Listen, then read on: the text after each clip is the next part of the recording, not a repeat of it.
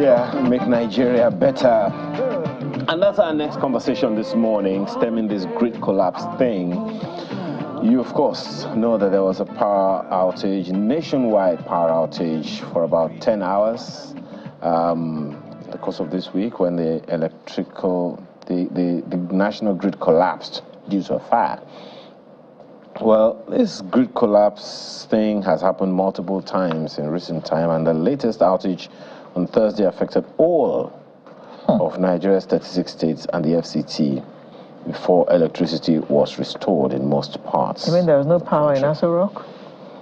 I wasn't there, so I wouldn't know. Okay. But at the time that it collapsed, somehow, some spots in my environment had lights, so yeah. Okay. So, in fact, at the time the power grid thing was going on, I was a Twitter space, X space conversation ongoing about the same thing. Power generation fell to 0 early on Thursday. 0. And had risen to 273 megawatts by 10:30 GMT, well below the average 273 for 200 million people. Yeah. So. Wow. Nigeria has a 12,000 megawatt installed capacity, but produces about a quarter of that. The president has promised to improve supply by allowing state governments to build their own power plants in a bid to help spur sluggish economic growth. This is also made more prominent by the fact that the Constitution now allows that to happen. Hoping to have two gentlemen have this conversation with us this morning, but at this time we have Dr. Monday Ashibago with us. He's a development policy expert. Thanks for joining us this morning. Good morning. I also happen to know that you've published a magazine called Energy Watch for some time. So you will have to bring all of that to bear in this conversation. Particularly, okay, so there are a number of issues. One, we're talking about this electricity grid. The previous conversation, this grid collapse, the previous conversation said that if we're going to get anything going economically in the country, power has to work. Micro, small, and medium enterprises, one of which, I mean, you've also worked with them, you know the challenges that they have. They remain the largest employers of labor in any economy, but their major challenge is infrastructure, chief among which is electricity.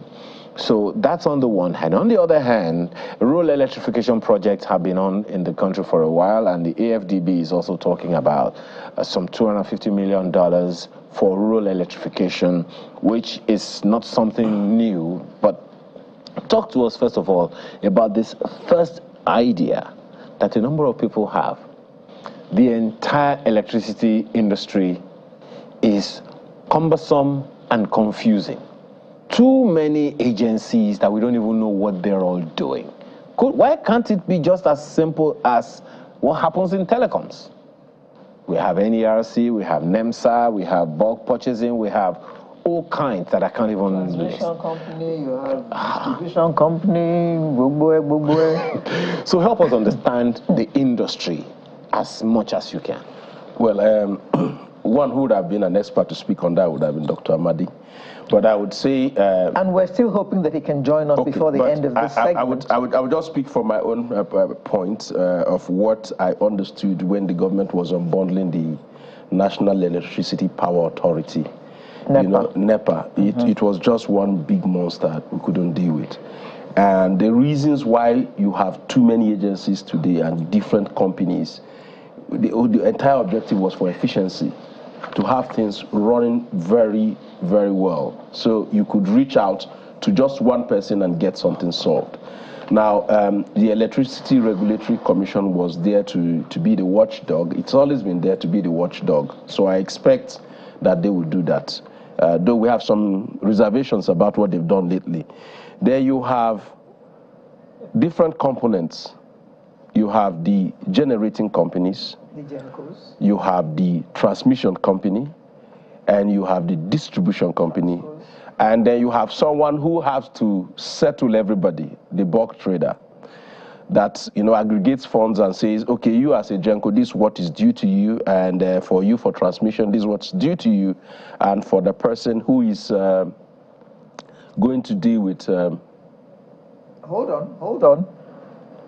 The bulk purchasing aggregates what? The monies? Entire revenue.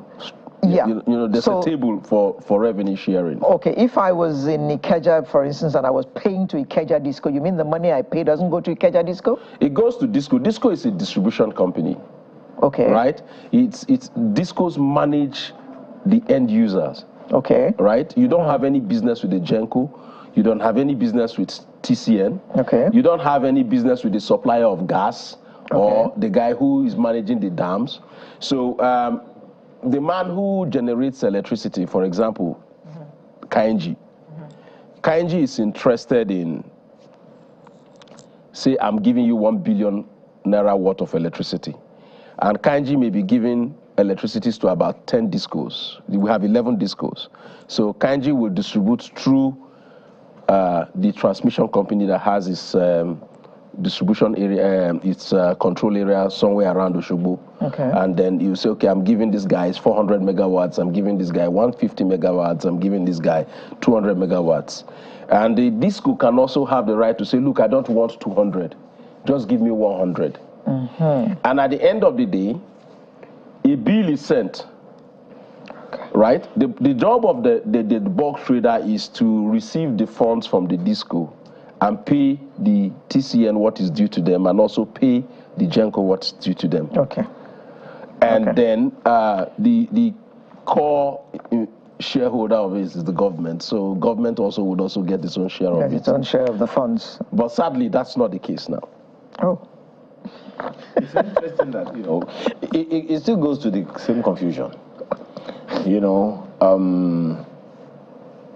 so what steps the previous government, I think in 2015 to 2019, the minister in charge of the power sector at the time said there is a need to renegotiate the entire conundrum because it was perhaps as cumbersome.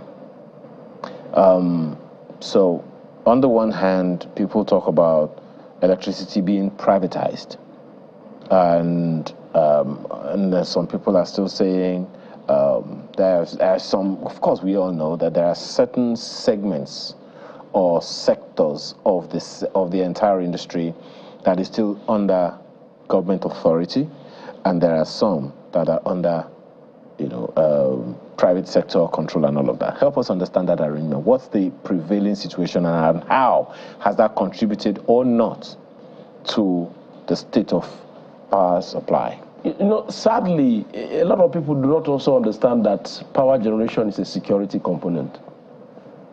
Apart from the fact that it will help infrastructural growth, it will help in activities of businesses, it's a security issue as well. You don't leave the entirety of your power to just outsiders and every other persons. There are certain parts of it. Okay, imagine there's a power grid, you know, total collapse as we have seen lately, and it's an element of sabotage, and the country is, you know, on the brink of war or something. So power is a part of the national security policy. But what we've seen lately is investors are getting wiser, so are also intervention agencies, because we have too many policy swings. So what they do now is to, you know, have watertight agreements with the Nigerian government. That also puts us in some positions where sometimes you find clauses that may look very outrageous. We've had that also with the power sector. There was an agreement when the energy sector was being unbundled with the World Bank and other intervention agencies on the kind of funding that would come in areas of development, in areas of putting in meters, in metering, in transformers, in changing the grid networks, in upgrading the infrastructure.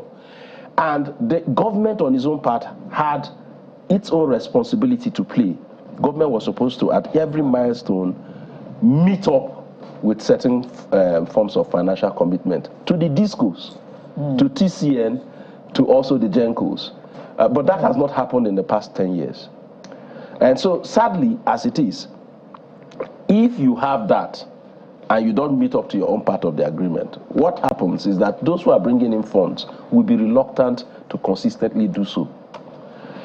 And then you would also face the issues of the forex risk that we have today. Some of the investors have dropped their licenses.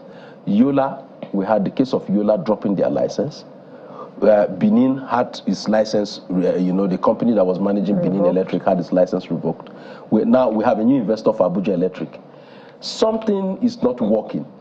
But doctor, Nigerians are craving electricity. Simple. So how it comes is not our business. The investor dropping the license is strange. It's astonishing, because Nigerians will pay anything. Anything they tell us to pay will still be cheaper than us buying generator, maintaining generator, and fueling generator. So we are hungry for power. Why would any investor decide not to set up a power? The dilemma comes from distribution. The discos have been crying over time. One, you have the challenge of metering. To compound matters, the prices of meters are going up every day now. They've just approved the increase. So I would ask myself as a tenant or as a landlord why I would want to go and buy a meter for well over 100,000 naira. Right? And I'm not guaranteed, regular supply of electricity. Now, the thing is, the discos believe that if everywhere is properly metered, we have a prepaid scheme, people would pay. But we also have the issue of the crazy bills and outstanding bills unsettled. We have a humongous amount in billions of naira owed by individuals and corporate entities and governments as we speak today to discos. But and sadly, it's the disco's fault. No, it's not. This is one of the things you inherit when you unbundle a public company. Now, sadly, the government is as notorious as the individuals and public entities, private entities that are indebted. Go and check the bulk of the debt on disco's balance sheets. The government accounts for over half of it. And so, if you need to develop, you need to that money, a larger chunk of it needs to come into the coffers of the discos. For them, you see, you can't say... What intervention, my apologies, what intervention do you think can help with that one? Well, there are a lot of interventions. Right now, there are a lot of interventions. Some of you are aware that the government in the previous administration signed an agreement with Siemens, and they have some form of contracts to improve on generating and also distribution of electricity. So we're looking at you need also to upgrade all these transformers. You need to also upgrade the supply system. You have poles all around the whole place. That's another risk. I was talking to the administrative end that you talked about, the monies that are stuck and all of those things. What kind of intervention can I know that there has to be some kind of what you don't have. House committee. You don't give whether House committee or Senate committee. What you have a talk at the end of the day. Do you have the money to pay? Why did they take? Do you have the money to pay? Did they buy? You are still owing. You are still taking more power from the same person you are owing, and you are regulating the person. Well, I remember the case. No, let's look at it. The street lights will be paid by the government. The ministries, departments, and agencies will pay for electricity. The military will pay for electricity. We have barracks. We have public buildings that are consuming electricity by the minute. And they don't want to pay. Their bills are being sent to them. But they don't pay. And then they pay as they deem fit. Sometimes it takes the discos to disconnect them. And ironically, when you disconnect them, what do their CEOs or heads of agencies do? They bring in humongous, mammoth, big generators to their premises, and you know what? Give someone contract to supply diesel. So the truth is, they can afford that, yes, but they cannot afford to pay their bills. The truth is, we need to be responsible. That's the truth. Okay. Now, let's speak to these other interventions, such as the one that the AFDB is talking about. You talked about Siemens the other time, and we've been having that conversation for eons. AFDB is for rural electrification. Okay. Right? You see... but shouldn't we even review... The Yardwa just a second. Almost close down that agency. Just a second. Shouldn't we even review what we have done in that sector? The rural electrification, project over the years. Just review the entire electricity gamut, and you find that it's very scandalous. You get me? If you listen to the amount that has been put into that sector, you would scream. Well, we know that during Obasanjo's time, it was $16 billion. And more is still being turned into that sector. The thing is, if we are responsible and sincere enough to say, okay, this is what exactly we're doing in a particular area. And I think another thing again, we're dissipating energies in too many places at a time.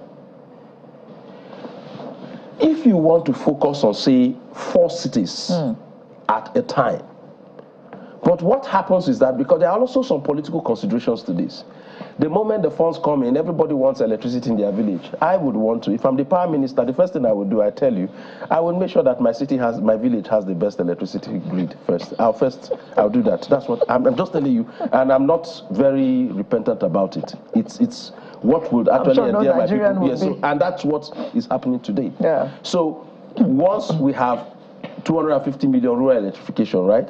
Now that I found out that the money is coming from the AFDB, I can arrange my community and others who will struggle for a chunk of it to get to us. And so every other community in Nigeria will do that in the 774 local governments. But Mr. Hashibo, but if you look at and tell ourselves, okay, these are economic areas where we have a lot of economic activities that we can rake in money quickly from this project. So let's give an example. Say, okay, let's look at Bayelsa. It has 8 local governments. The Bayelsa used to be powered by gas by the state government. Now they have Port Harcourt electricity doing that. So in Bayelsa, when you get to Yenagoa, for example, you hear people talk about there's federal light, there's state light, there's also content board light. And they'll tell you which one is consistent. I'm just trying to give you the example of what we experience in a state like Bayelsa. Now, Bayelsa is an economic hub. It's an oil and gas hub. It's also an agrarian place. It's also aquatic in nature. So if you want to say, okay, you want to do rural electrification, and you say, let's choose Bayelsa, for example. Let's look at Akwa Ibom, for example. Let's look at Ondo, and work on those areas first. And say, okay, from the chunk of money we'll generate from this place again, we can move to another 4 states. But what happens now is every state will be part of the rural electrification plan. You will not get any meaningful impact if you put $1 billion as we speak. You know, the amount sounds huge, but I can tell you for a fact. You need to explain to us more about this rural electrification thing. Is it that it is not going to be part of the national grid? It is a subset of the national grid, but the way the entire objective of the rural electrification is that the national grid, you know, you have to go through DISCOs, for example, you have to go through Port Harcourt Electric, Benin Electric, Ikeja, Eko, the 11 of them. But in this case, you may be running clusters, closed areas where you can attend to a particular area that has been deficits of this.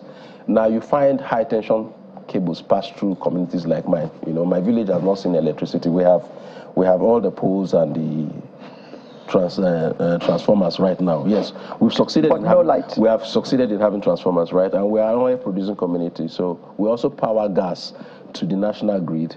We have a power station that powers the country, but my local government has no electricity. So we've been doing this for 79 years. And so if you start the rural electrification program, we may be under consideration that they could get a step down, a small IPP, to cover that local government. Because the poles are already there anyway. They're already there. So, and then you have a mechanism in place to which also you could make them get to pay.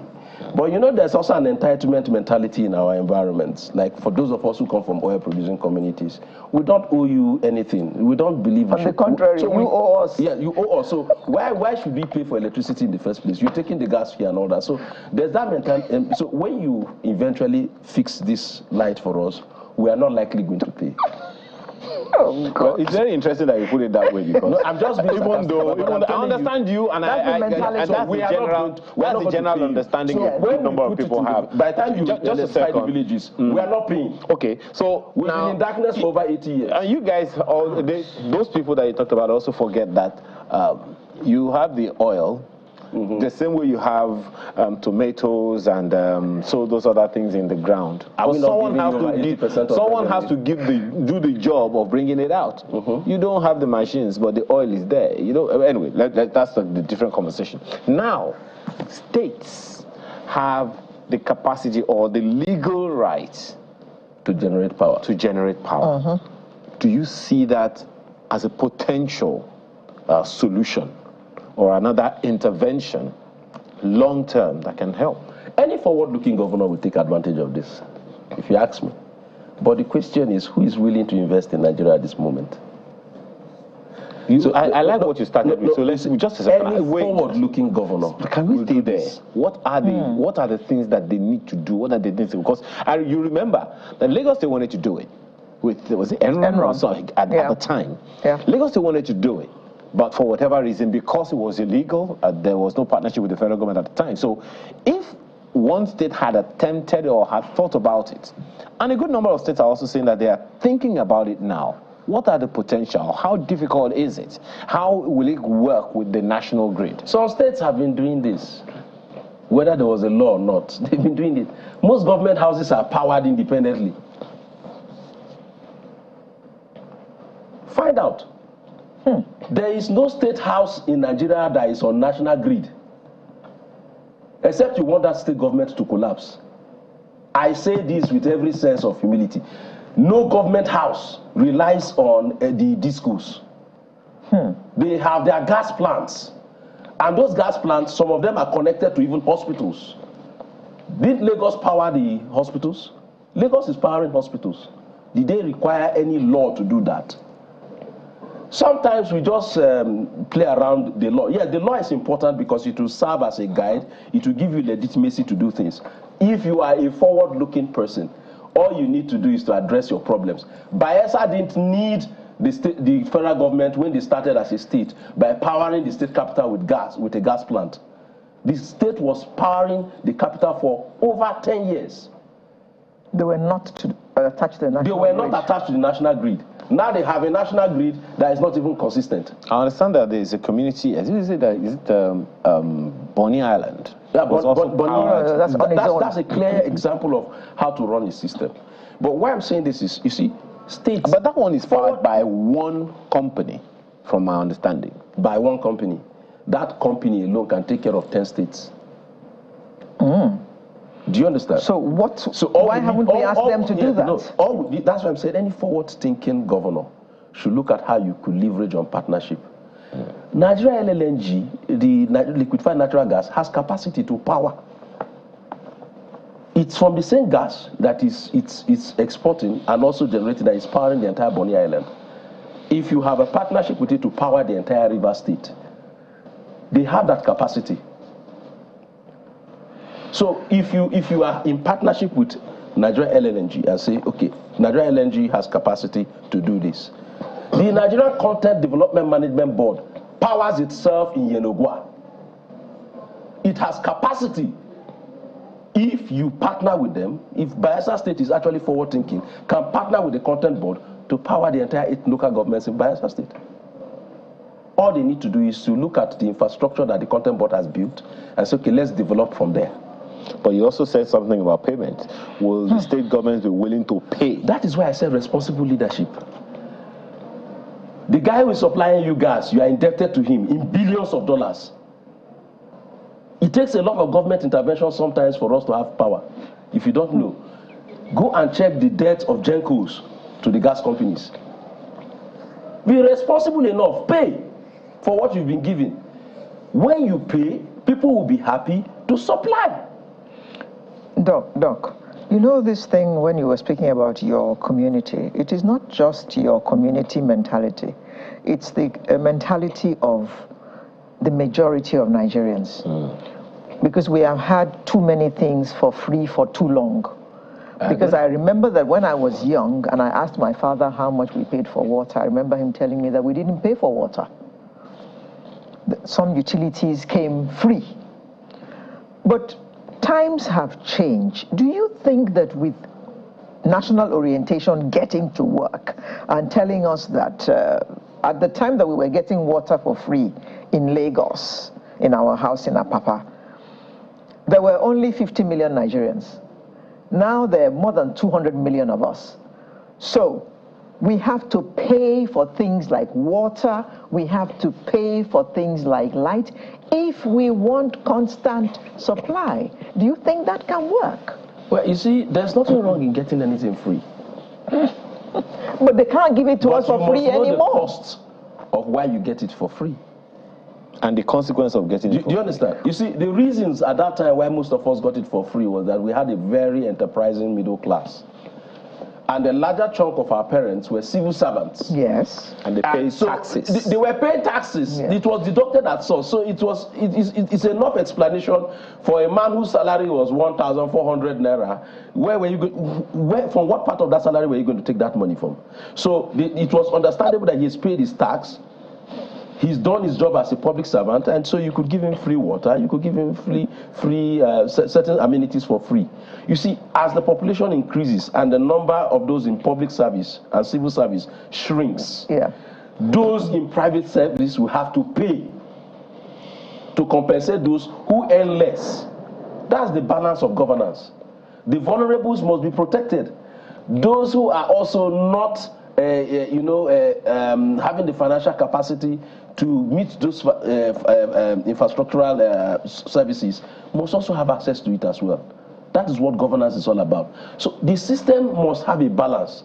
The issue is we don't even have, that network, that platform to which you can capture data. And so, okay, you know what? Apapa as it is, Liverpool Road, how many apartments are there? How many people live there? What is the average consumption of water in that place? As we speak, Lagos, we have a very huge water supply deficit. If you, particularly for even the rich, in Lagos, the rich also cry. They buy water to take their shower, to take their bath. They buy to drink, to cook. Everything is, So you look at the three islands, Ikoyi, Victoria Island, Lekki, down Oto Ekpe. You drill a borehole, you're just wasting your time. But that's a huge market for Eju Water Works. You get? But if you have data, you could run pipes around all those places and meter. So the thing is, that place has a larger chunk of people in the private sector. They'll be willing to pay. Okay. We're fast running out of time. Okay, so now the government, the president has said that states are now free to build their own. The Constitution actually says it. Yeah, the Constitution also states it, that they can now build their own power plants. How fast do you think that states are going to take up this offer? And how optimistic are you that they will? Well, some states have started, if you ask me. I know some states in the South have started looking towards that direction. If you want investors to actually come to your environment, you would also look towards that direction. It's not only about gas-powered energy. You have those who are also going towards the green energy area.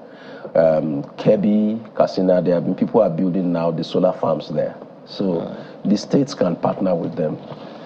But you also look at, despite the fact that the Constitution allows states to generate power, they will be regulated by NEC, and then you will generate, and you have to go through the same distribution channel. So the states will also have to partner. Apart from generating, you need to partner with the discos about generating, to be able to get the power to the end users. Get the states, local governments, communities everywhere well metered, and not just well metered. Ensure that the distribution system is effective and is not obsolete. Sorry, Doctor. Quickly, I tried to interrupt you when you were talking about metering the other time. Yes. I mean, why should the customer be the one to pay for the meter that does not belong to him? That's the irony. I've asked myself that question several times, and I ask myself if I'm even normal to ask the question. Because those who set up that rule too, I don't know whether they belong to the same environment with me. But sadly, government has systematically started looking for a way to transfer its own responsibility to you and I. When I'm moving, for instance, I can't move with that meter. You buy your pole. I'm just trying to make you understand. I have bought a pole before, so I understand. Communities buy poles. Yes. We even pay for transformers. I live in an environment in Lagos here where the transformer blew up. We went to the disco. We paid for the fixing of the transformer. And then they came and said the environment is no longer okay. We did the fencing of the place. But if I'm leaving that community, I don't think I'll pay. Nobody's going to ask me to take a block out of that place. No, you've contributed to national development. By the time they were giving us crazy bills, I also moved for other tenants in the same apartment where I live for us to have prepaid meters.